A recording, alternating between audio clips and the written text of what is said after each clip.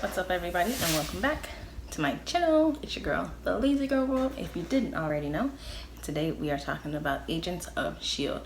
Season 7, the final season, Episode 5, A Trout in the Milk. Apparently that's some old time saying, don't really know what it means. They kind of explain it, but it didn't make sense to me in any shape, form, or fashion. So this is what the episode is called. Before I get into it, let's go ahead, and if you haven't already, hit that subscribe button, because I know you want to see the next time I talk about Agents of S.H.I.E.L.D. or anime or a movie or any other TV show. I'll be reviewing Dark when it comes out, so probably by Monday I'll have a Dark review out. So hit that bell notification, that way when I do review Dark, you'll see it immediately. All right, so back to it. I believe at the end of the episode we jump.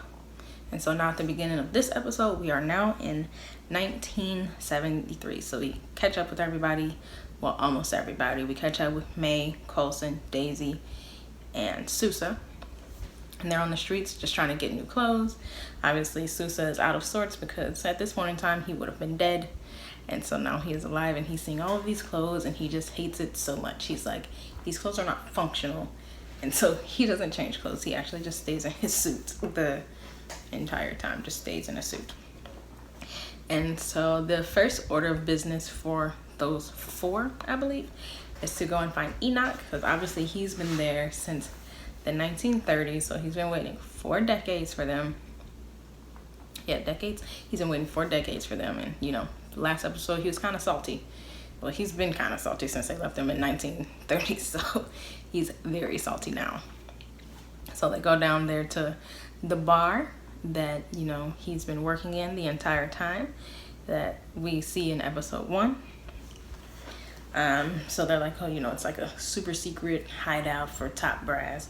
They go in there, it's like everyone's in there, it's like they're having a party. So they're looking for Enoch, but they don't see him. Turns out he hasn't been there for like a year. Okay, so then we switch over, we see Simmons on the Zephyr, and she's just kind of like typing away, looking at stuff, and Deke comes in there and asks her something. He's like, have you gotten in touch with Bobo? And she's like, who? What? And he's like, Grandpa, have you gotten in touch with Fitz? And she's like, oh no, but even if I did, I wouldn't be able to tell you. And he's like, yeah, the brain probe thing. And we see as he walks away, she's just like kind of feeling like confused, and she rubs the back of her neck.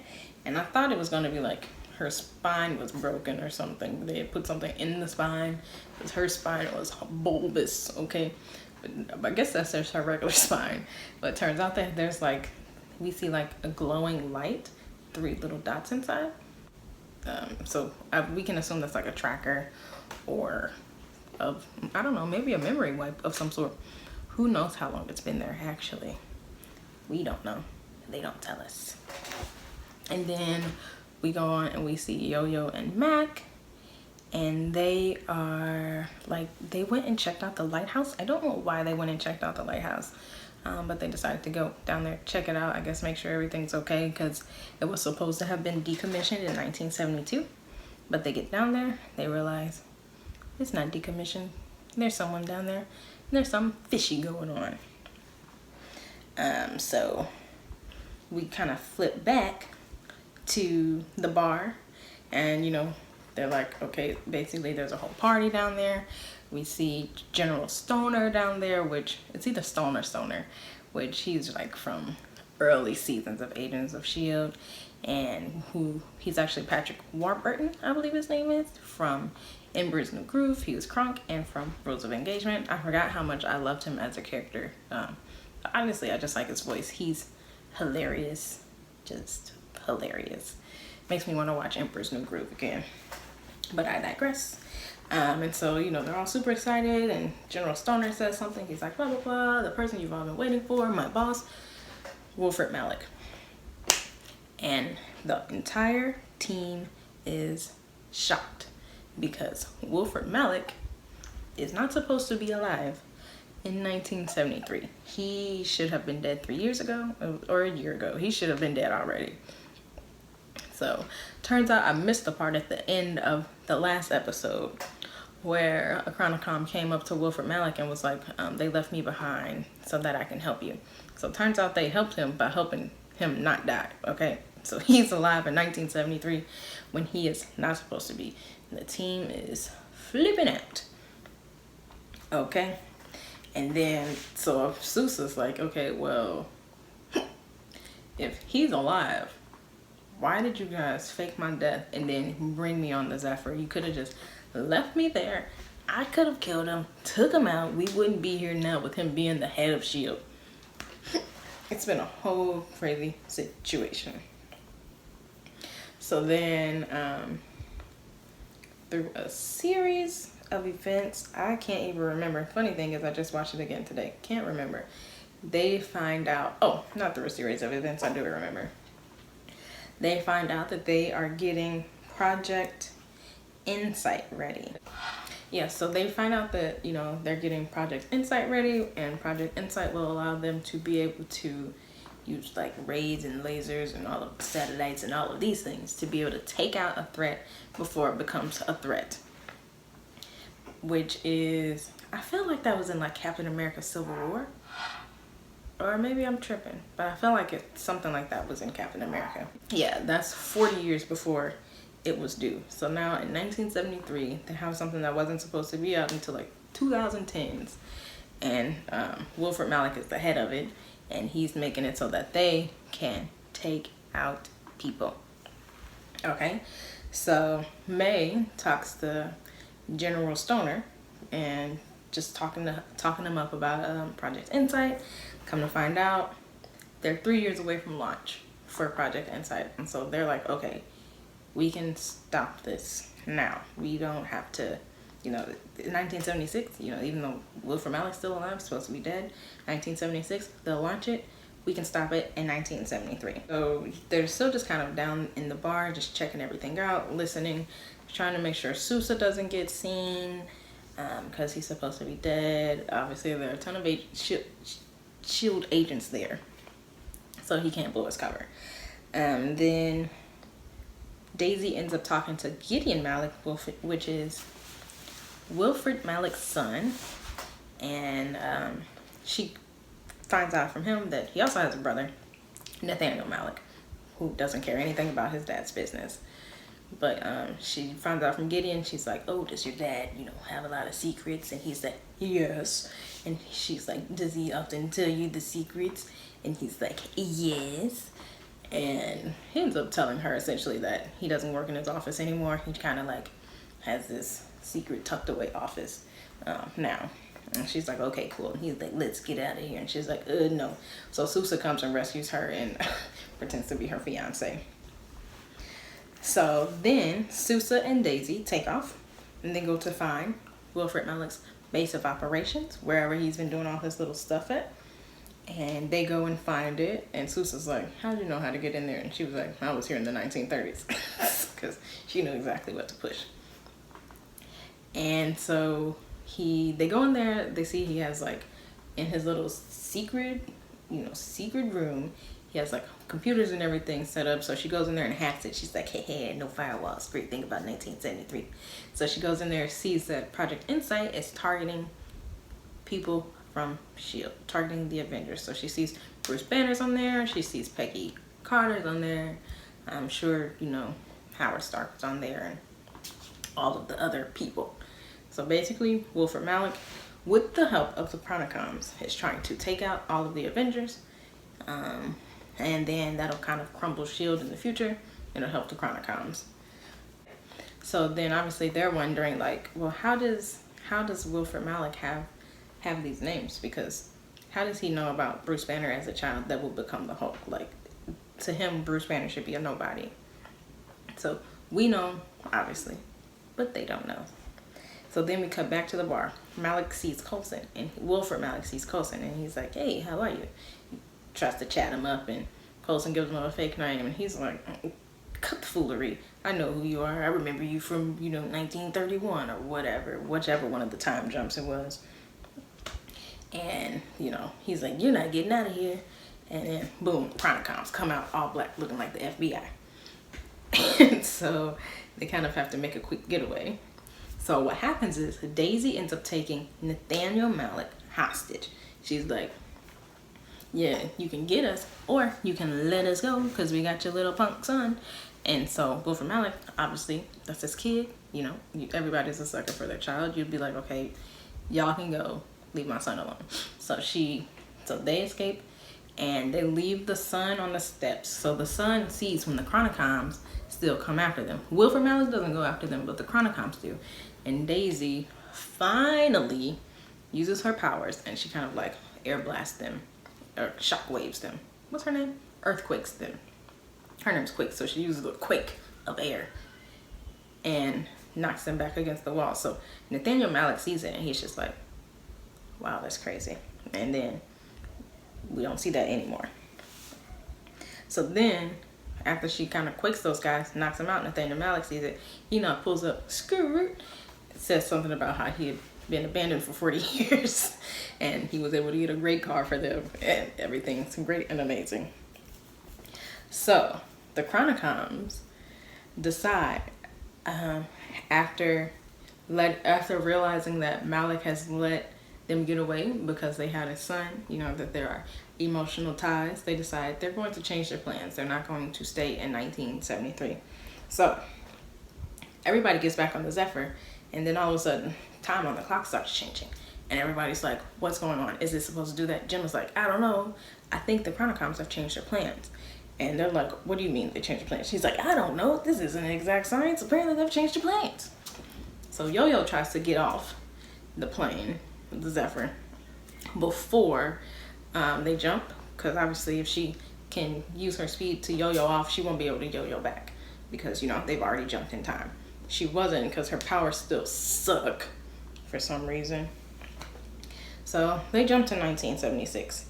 So Gemma still is getting more and more confused. She looks at Enoch and she's like, where have you been? He's like, I've been where y'all left me in the 1930s. And she's like, I've been feeling so confused without you here. I don't know why. And she goes and like rubs her neck and he like grabs her arm and he's like, just come with me.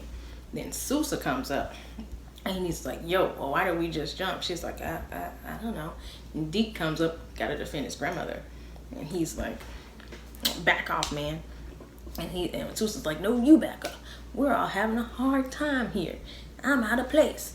And Deke's like, yeah, we're all out of place. We're all out of time. Blah, blah, blah. Because obviously, you know, Sousa's like, I was supposed to die in the 50s. Y'all got me in the 70s. Something's weird going on. And Deke's like, no one cares about your problem because I'm from the future. Hundreds of years in the future. Or not hundreds, but, you know, shut up. And then so they kind of walk away from each other. So they have this plan to flood the base for Project Insight because they're like, look, we are not going to be able to, obviously they couldn't take it out in 1973, let's take it out in 1976. So Chronicoms meet Malik in 1976. They give him leverage because they're like, look, S.H.I.E.L.D's going to come knocking, here's something for them so that when they come to you, you give them this message. So Daisy and Sousa are like in an alley trying to help them get into the lighthouse so they could take out Project Insight with some bombs and not blow it up, but like cause a flood.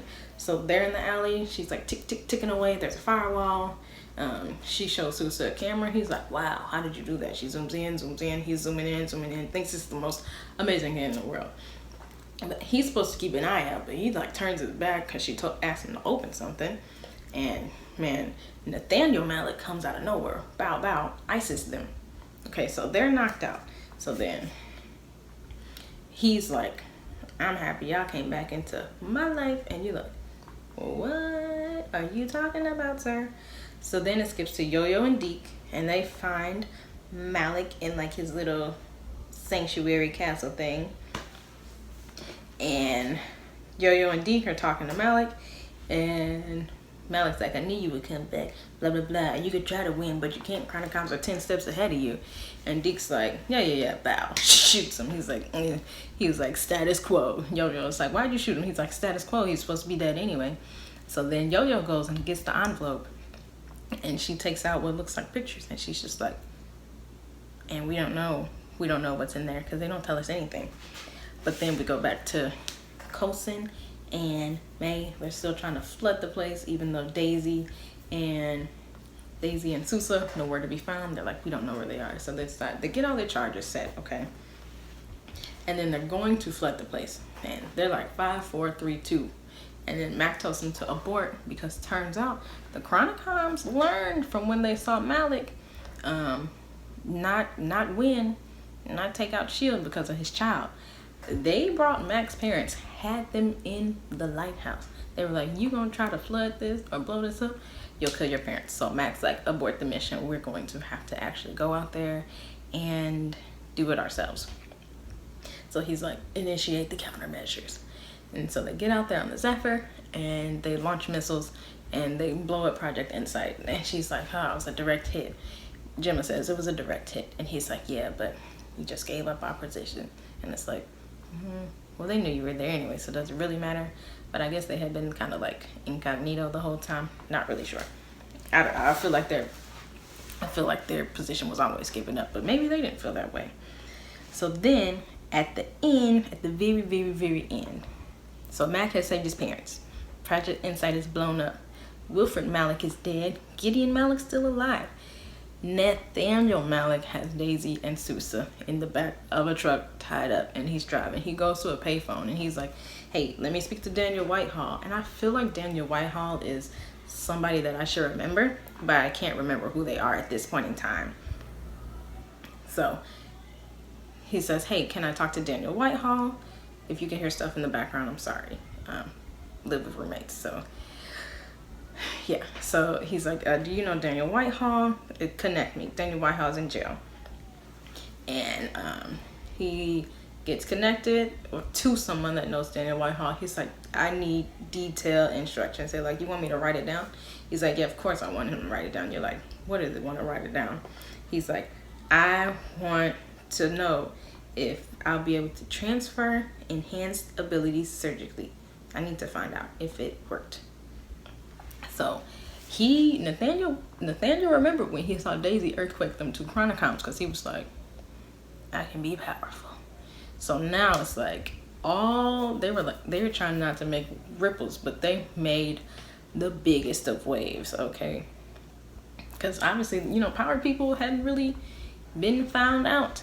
And I actually don't think it's going to work to transfer Daisy's, because hers didn't come from the water getting, oh god, that bird just scared me. Hers didn't come from the water and everything getting contaminated. Hers is from her mom, and her mom's, god, I wish I could remember. That was a great season with her mom. But yeah, anyway, Nathaniel Whitehall is trying to get powers, and who knows what else. I guess maybe he's trying to take over for Gideon, because I believe Gideon takes over after his father. So we have some questions at the end of this. One, is Daisy going to get her powers taken? Honestly, we feel like it couldn't happen, but it could happen. Two, when the heck is Yo-Yo going to learn to run again? Where are your powers? She's like, oh, ever since the strike. No one cares about the strike. Just run. It's you. 3, May. Is she ever going to feel again? She has no emotions, but she can feel other people's emotions. But it's like, what happened to yours? Did they get taken when you were taken to the other alien world? Will you ever get them back? We don't know. I hope she does, though, because she's cool, but she's not the same. 4, where are we going to jump to next? Or actually, where are we going to jump to next? Because they blew up Project Insight. Oh, but I guess we can't even jump yet, technically. So I don't think the next episode will jump. What do you think? I think they're going to not have them jump because Daisy and Sousa have been taken. I don't know if that was part of the Chronicom's plans at all, but I guess we will see. So this episode was actually pretty great. There is a bird, I feel like it's trying to make its way into my room. This episode was actually pretty interesting. I liked it. I like that we're jumping through time. We're getting different ways of storytelling, and we're getting different outfits every time. So yeah, that's exciting. I wonder if they're going to end up taking us back into the future, and what the future, like Zeke's future, will look like. Like, what will that year look like? Because obviously they, they changed it up a bit. So what did you guys like about today's episode, or last night's episode, if anything? Yeah, and what do you think is going on with Gemma? Do you think Enoch put that little chip in her? Or do you think the other Chronocoms did? And when are we going to see Fitz? Jeez. Alright, so yeah. It's very stressful, y'all. So thank you for tuning in. I will see you guys next Thursday with, well, maybe Sunday, but also next Thursday for the next episode of Agents of S.H.I.E.L.D. See you guys later. Goodbye.